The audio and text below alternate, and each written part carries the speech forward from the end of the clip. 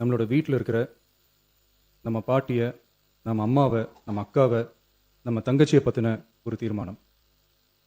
அதை பற்றி பேசுகிறதுக்கு, அவங்களுக்காக பேசுகிறதுக்கு நம்ம மனசில் இருந்து, நம்ம இதயத்தில் இருந்து பேசுகிறேன். நாடாளுமன்ற மக்களவையின் மொத்த உறுப்பினர்களின் எண்ணிக்கையை 543 என்ற நிலையிலேயே நிரந்தரமாக்க வேண்டும். 2. தற்போதுள்ள மக்களவை உறுப்பினர்களின் இடங்களின் எண்ணிக்கையை மாநிலங்களுக்கிடையே, அதாவது விகிதாச்சார பிரதிநிதித்துவம் தற்போதுள்ள அளவிலேயே நிரந்தரமாக்க வேண்டும். 3.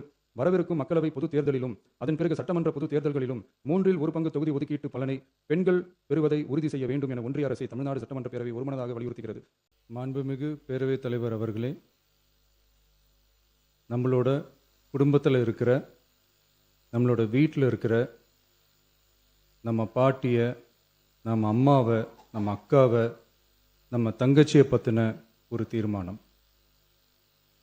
அதை பற்றி பேசுகிறதுக்கு, அவங்களுக்காக பேசுகிறதுக்கு நம்ம மனசில் இருந்து, நம்ம இதயத்தில் இருந்து பேசுகிறேன். இதுக்கு முன்னாடி இந்த விஜய்க்கு கிடைச்ச இடத்துக்கும், இதுக்கு முன்னாடி இந்த விஜய்க்கு கிடைச்ச இடத்துக்கும், இன்னைக்கு இந்த விஜய்க்கு கிடைச்சிருக்கிற இடத்துக்கும் மிகப்பெரிய காரணமாக இருக்கிறதுல என்னோட பாட்டி, அம்மா, அக்கா, தங்கச்சிங்க தான் மிகப்பெரிய காரணம்ங்கிறத என்னால் மறுக்கவே முடியாது. அந்த நன்றி விசுவாசத்தோட, அப்படி ஒரு உணர்வோடு தான் இப்போது இங்கே நின்று பேசுகிறேன்.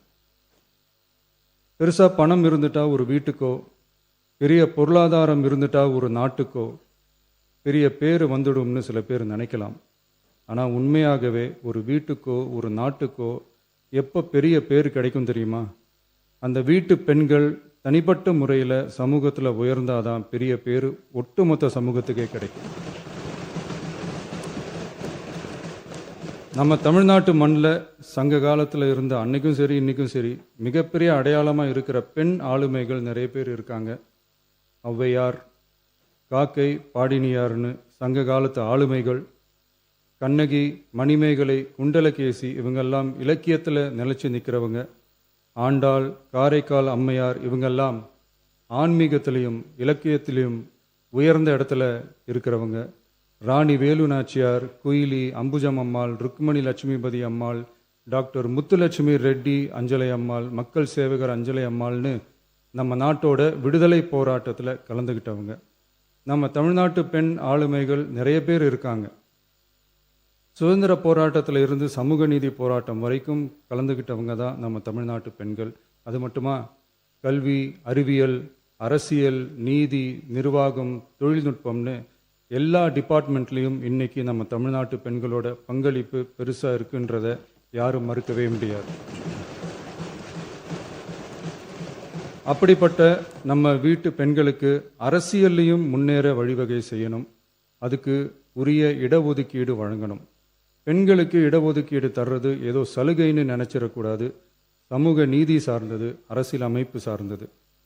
மாண்புமிகு பேரவைத் தலைவர் அவர்களே, நம்ம நாட்டோட மக்கள் தொகையில் ஏறக்குறைய பாதி பேர் பெண்கள் தான். அதனால் அனைத்து நிலைகள்லையும் பெண்களுக்கு சம அந்தஸ்து வழங்கப்படணும்.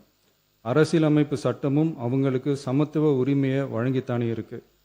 நம்ம தமிழ்நாட்டை எடுத்துக்கிட்டாலும் ஆண்களை விட பெண்கள் தான் அதிகம். ஓட்டு சதவீதத்தில் கூட அவங்க தான் அதிகம்.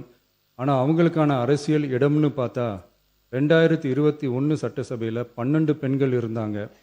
இப்போது இந்த 2026 சட்டசபையில் 23 பெண்கள் இருக்கிறாங்க.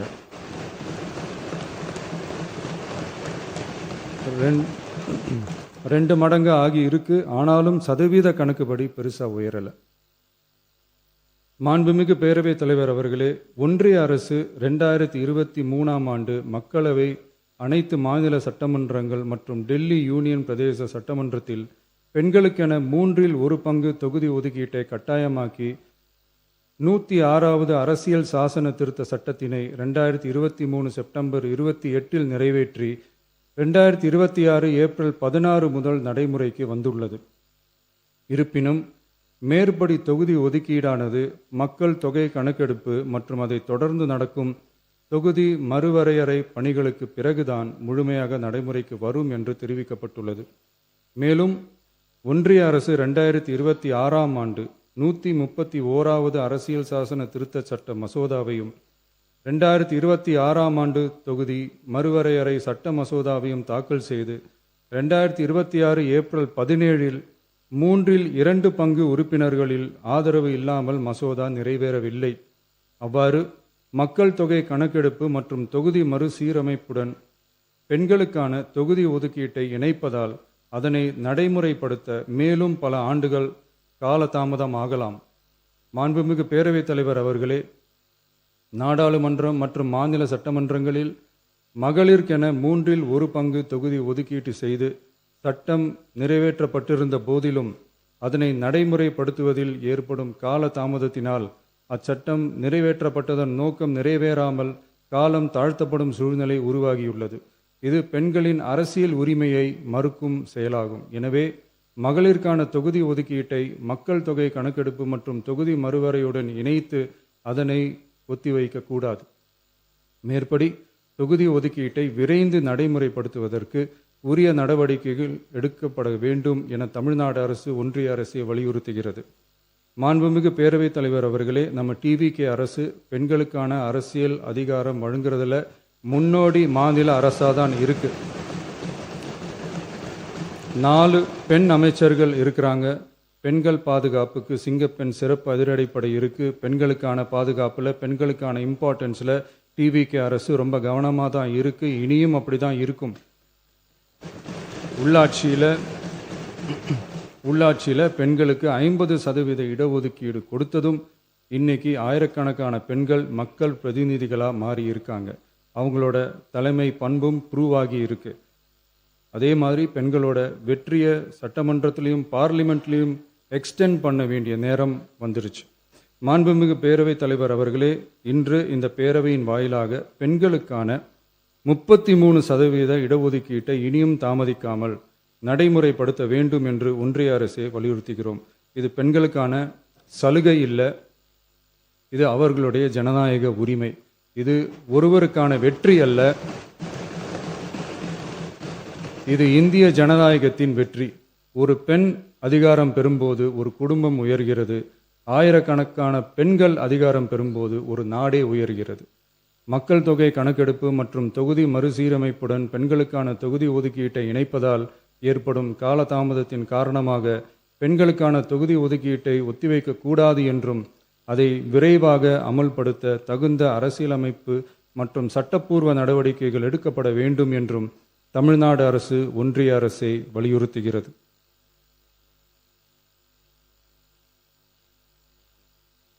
மாண்புமிகு பேரவைத் தலைவர் அவர்களே, டீலிமிட்டேஷன் தொடர்பான ஆலோசனை கூட்டம் தமிழ்நாட்டு மக்களவை மற்றும் மாநிலங்களவை உறுப்பினர்களுடன் தமிழ்நாடு அரசால் நமது தலைமையில் 8/8/2026 அன்று கலைவாணர் அரங்கத்தில் நடந்துச்சு. அந்த கூட்டத்தில் தமிழ்நாட்டை சேர்ந்த அனைத்து மக்களவை மற்றும் மாநிலங்களவை உறுப்பினர்களுக்கும் அழைப்பு விடுக்கப்பட்டு இந்திய தேசிய காங்கிரஸ் கட்சியின் 11 உறுப்பினர்களும், விடுதலை சிறுத்தைகள் கட்சியின் 2 உறுப்பினர்களும், இந்திய கம்யூனிஸ்ட் கட்சியின் 2 உறுப்பினர்களும், மார்க்சிஸ்ட் கம்யூனிஸ்ட் கட்சியின் 2 உறுப்பினர்களும், இந்திய யூனியன் முஸ்லீம் லீக் கட்சியின் உறுப்பினரும் மற்றும் மறுமலர்ச்சி திராவிட முன்னேற்றக் கழகத்தின் உறுப்பினரும் என 6 கட்சிகளை சேர்ந்த உறுப்பினர்கள் பங்கேற்றாங்க. இந்த கூட்டத்தில் டீலிமிட்டேஷன் தொடர்பாக விரிவாக ஆலோசிக்கப்பட்டுச்சு. அந்த ஆலோசனையில் டீலிமிட்டேஷனால் தமிழ்நாடு மற்றும் தென் மாநிலங்களுக்கு ஏற்படக்கூடிய பாதிப்புகள் குறித்தும் அதை சரி செய்யறதுக்கான வழிமுறைகள் குறித்தும் விவாதிக்கப்பட்டு இறுதியில் டீலிமிட்டேஷன் தொடர்பாக சட்டமன்றத்தில் ஒரு தீர்மானம் இயற்றலாம்னு முடிவானுச்சு. மாண்புமிகு பேரவைத் தலைவர் அவர்களே, இந்தியாவில் 1952ஆம் ஆண்டு முதல் பொது தேர்தல் நடத்தப்பட்டது. அது தொடர்ந்து ஒவ்வொரு 10 ஆண்டுகளுக்கு ஒரு முறை நடத்தப்படுற சென்சஸ் டீட்டெயில்ஸ் படி மக்களவை மற்றும் சட்டப்பேரவை தொகுதிகளின் எண்ணிக்கையை மறுசீரமைப்பு செஞ்சு 1976 வரை தேர்தல்கள் நடத்தப்பட்டது. இந்த நிலையில் 1976ஆம் ஆண்டு 42வது அரசியலமைப்பு சட்ட திருத்தப்படி மக்கள் தொகையை சிறப்பாக கட்டுப்படுத்தும் மாநிலங்களுக்கு டீலிமிட்டேஷன் காரணமாக மக்களவை உறுப்பினர் எண்ணிக்கையில் எந்தவித பாதிப்பும் ஏற்படக்கூடாது என்பதற்காக அடுத்த 25 வருஷத்துக்கு 1971ஆம் ஆண்டு சென்சஸ் படி பாராளுமன்ற உறுப்பினர்களின் எண்ணிக்கை வைக்கப்படும்னு சட்டம் இயற்றப்பட்டது. அதை தொடர்ந்து அதே நிலையை முன்னிறுத்தி 84வது மற்றும் 87வது அரசியலமைப்பு சட்ட திருத்தம் 1971 சென்சஸ் படி மக்களவை தொகுதிகள் நிலைநிறுத்தப்பட்டன. இந்த திருத்தங்களோட நோக்கமே மக்கள் தொகை கட்டுப்பாட்டை செயல்படுத்திய மாநிலங்களின் உரிமைகளை பாதுகாக்கிறது தான். மாண்புமிகு பேரவைத் தலைவர் அவர்களே, அந்த 25 வருஷ லிமிட் இந்த 2026 முடியுது. இதை முன்னிட்டு கடந்த 50 வருஷமாக இருந்து வந்த டீலிமிட்டேஷன் தடையை அகற்றி 2011 சென்சஸ் அடிப்படையில் மக்களவை மற்றும் சட்டப்பேரவை தொகுதிகளின் எண்ணிக்கையை நிர்ணயிக்க நாடாளுமன்றத்தில் ஒரு மசோதா ஏப்ரல் 2026 அறிமுகப்படுத்தப்பட்டு அந்த மசோதா தோல்வியில் முடிஞ்சது. இப்போ மீண்டும் ஒன்றிய அரசு மக்களவை உறுப்பினர்களின் எண்ணிக்கையை 50% அதிகரிக்க செய்து டீலிமிட்டேஷன் மசோதாவை அறிமுகப்படுத்த உத்தேசித்து இருப்பதா சில அரசியல் கட்சிகள் தெரிவிப்பதா கூறப்படுது. இந்த வரக்கூடிய மசோதா குறித்து 8/8/2026 பாராளுமன்ற உறுப்பினர்களோட நடந்த கூட்டத்தில் விவாதிச்சப்போ மேலே சொன்ன மாதிரி தற்போது அறிமுகப்படுத்தப்பட உள்ள மசோதா நிறைவேறினால் ஒவ்வொரு மாநிலத்துக்கும் தலா 50% மக்களவை உறுப்பினர்களின் எண்ணிக்கையை முதலில் அதிகரித்தாலும் அதனை தொடர்ந்து 2026 சென்சஸுக்கு பிறகு அரசியலமைப்பு பிரிவு ஆர்டிகல் 81(2)A அதன் கீழ் மாநிலத்தின் மக்கள் தொகையின் அடிப்படையில் தொகுதிகள் மறுசீரமைக்கப்படும். இப்படி செஞ்சா தென் மாநிலங்களின் பாராளுமன்ற உறுப்பினர் எண்ணிக்கை வெகுவா குறைய வாய்ப்பு இருக்கு. கடைசியில் மக்கள் தொகை கட்டுப்பாட்டை சிறப்பாக செயல்படுத்தின தமிழ்நாடு உள்ளிட்ட தென் மாநிலங்களுக்கு பெரும் அரசியல் பிரதிநிதித்துவ அநீதி இழைக்கப்படும். சர்வ வல்லமை பெற்றதா டீலிமிட்டேஷன் ஆணையம் இருக்கு. இந்த அதிகாரத்தை தவிர்த்து பாராளுமன்றத்திற்கே இறுதி செய்யும் அதிகாரம் இருக்க வேண்டும் என்ற கருத்தும் முன்வைக்கப்பட்டது. மாண்புமிகு பேரவைத் தலைவர் அவர்களே, தமிழ்நாட்டு உள்ளிட்ட தென் மாநிலங்கள் மக்கள் தொகை கட்டுப்பாட்டு திட்டங்களை சிறப்பாக செயல்படுத்தி பொருளாதார முன்னேற்றம் பெற்று வரும் நிலையில் கடந்த 50 ஆண்டுகளாக நடைமுறையில் உள்ள மக்களவை மற்றும் சட்டப்பேரவை தொகுதிகளின் எண்ணிக்கையை அப்படியே நிலைநிறுத்த வேண்டிய கட்டாய தேவை உள்ளது. எனவே தற்போதுள்ள மக்களவை உறுப்பினர்களின் எண்ணிக்கையான 543 என்ற அளவிலேயே நிரந்தரமாக வைப்பதற்கும் மாநிலங்களுக்கு இடையேயான எண்ணிக்கை பகிர்வை நிரந்தரமாக வைக்கவும், மேலும் தற்போது மக்களவை மற்றும் மாநிலங்களவையோட விகிதம் 2.2:1 என்ற அளவிலேயே நிலைநிறுத்த வேண்டும். அதற்கு தேவையான மற்றும் உரிய சட்ட திருத்தங்கள் பாராளுமன்றத்தில் கொண்டு வர வேண்டும் என்ற கருத்தை ஒருமனதாக தீர்மானிக்கப்பட்டுச்சு. மாண்புமிகு பேரவைத் தலைவர் அவர்களே, மகளிர் இடஒதுக்கீடு சட்டத்தினை அமுல்படுத்த மேலும் காலதாமதம் இல்லாமல் தற்போது 543 என்ற நிலையிலேயே 1/3 பங்கு தொகுதி மகளிர் தொகுதிக்கு வருகின்ற 2029 பாராளுமன்ற தேர்தலில் நடைமுறைப்படுத்த வேண்டும் என்ற முன்மொழியும் தீர்மானிக்கப்பட்டுச்சு. ஆகவே மேற்கூறிய காரணங்களால் தமிழ்நாட்டில் உள்ள அனைத்து சட்டமன்ற கட்சியின் தலைவர்களும் ஒருமித்த கருத்தோடு தமிழ்நாட்டை முன்னிறுத்தி கட்சி வேறுபாடின்றி ஒருமித்த குரலில் பேச வேண்டும் என்ற கருத்தை வலியுறுத்தி நாம முன்மொழிகிற தீர்மானத்தை ஒருமனதாக நிறைவேற்றி தருமாறு கேட்டுக்கொள்கிறோம்.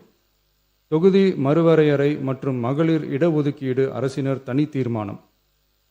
தமிழ்நாடு உள்ளிட்ட அனைத்து மாநிலங்கள் மற்றும் யூனியன் பிரதேசங்களில் மக்களவை சட்டப்பேரவை உறுப்பினர்களின் எண்ணிக்கையானது கடந்த 50 ஆண்டுகளாக 1971 ஆண்டினுடைய மக்கள் தொகை கணக்கெடுப்பு புள்ளி விவரங்களின்படி நிர்ணயிக்கப்பட்டு தேர்தல்கள் நடத்தப்பட்டு வருகிறது.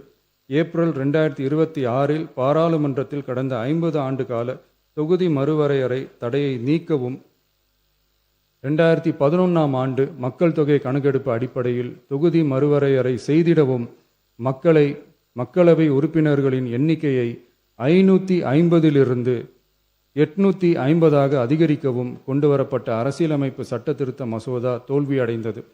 இந்நிலையில் மீளவும் மேற்குறிப்பிட்ட அரசியலமைப்பு சட்ட திருத்த மசோதா கொண்டுவரப்பட உள்ளது என தெரிந்ததின் அடிப்படையில் 1971 பிறகு உள்ள எந்த மக்கள் தொகை கணக்கெடுப்பை அடிப்படையாக கொண்டு தொகுதி மறுவரையறை செய்தாலும் மக்கள் தொகையை சிறப்பாக கட்டுப்படுத்திய தமிழ்நாடு உள்ளிட்ட தென் மாநிலங்களின் நாடாளுமன்ற பிரதிநிதித்துவம் நிரந்தரமாக பாதிக்கப்படும் என்பது நிதர்சனமான உண்மை.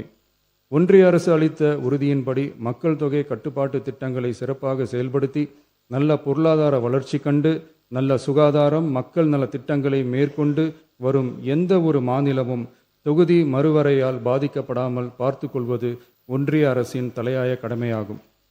எனவே தற்போதுள்ள மக்களவை உறுப்பினர்களின் எண்ணிக்கையான 543 என்ற அளவிலேயே நிரந்தரமாக வைப்பதற்கும் மாநிலங்களுக்கு இடையேயான எண்ணிக்கை பகிர்வை நிரந்தரமாக வைக்கவும், மேலும் தற்போது மக்களவை மற்றும் மாநிலங்கள் அவையினுடைய விகிதம் 2.2:1 என்ற அளவிலேயே நிலைநிறுத்த வேண்டும் என்றும், அதே வேளையில் பெண்களுக்கான 33% இடஒதுக்கீட்டை காலதாமதமின்றி தற்போது 543 தொகுதிகளின் அடிப்படையிலேயே 2029ஆம் ஆண்டு மக்களவைத் தேர்தலில் நடைமுறைப்படுத்த வேண்டும் என்றும் ஒன்றிய அரசை வலியுறுத்தி தமிழ்நாடு சட்டமன்ற பேரவை கீழ்கண்ட தீர்மானங்களை ஒருமனதாக நிறைவேற்றுகிறது. 1.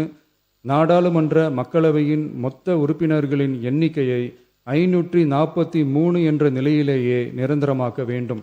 2. தற்போதுள்ள மக்களவை உறுப்பினர்களின் இடங்களின் எண்ணிக்கையை மாநிலங்களுக்கிடையே, அதாவது விகிதாச்சார பிரதிநிதித்துவம் தற்போதுள்ள அளவிலேயே நிரந்தரமாக்க வேண்டும். 3. வரவிருக்கும் மக்களவை பொது தேர்தலிலும் அதன் பிறகு சட்டமன்ற பொது தேர்தல்களிலும் 1/3 தொகுதி ஒதுக்கீட்டு பலனை பெண்கள் பெறுவதை உறுதி செய்ய வேண்டும் என ஒன்றிய அரசை தமிழ்நாடு சட்டமன்ற பேரவை ஒருமனதாக வலியுறுத்துகிறது. மாண்புமிகு பேரவைத் தலைவர் அவர்களே, இந்த தீர்மானம் ஒரு அரசியல் கட்சியின் தீர்மானம் அல்ல, தமிழ்நாட்டின் உரிமையை நிரந்தரமாக பாதுகாக்கும் தீர்மானம். எனவே அனைத்து கட்சிகளை சேர்ந்த மாண்புமிகு பேரவை உறுப்பினர்கள் இந்த தீர்மானத்தை ஒருமனதாக நிறைவேற்றி தர வேண்டும் என்று கேட்டுக்கொள்கிறோம். நன்றி.